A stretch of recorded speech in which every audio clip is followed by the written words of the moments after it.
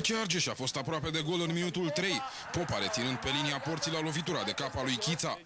FC Național a intrat imediat în jocul pe contre, iar Ionut Savu și Caramarin au irosit două situații de gol importante în minutele 6 și 8. În minutul 22, Bilașcu a ratat încă o ocazie bună pentru FC Argeș, după o ezitare în defensiva bancarilor.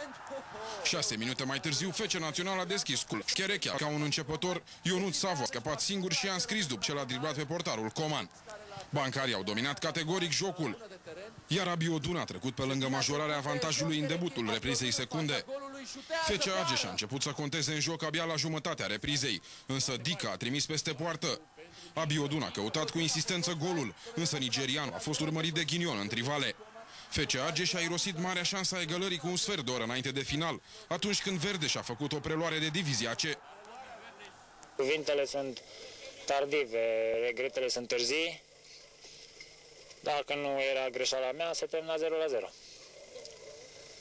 Deci eu consider că sunt singurul vinovat pentru ceea ce s-a întâmplat azi. Tot timpul cer demisia. Asta este menirea lor.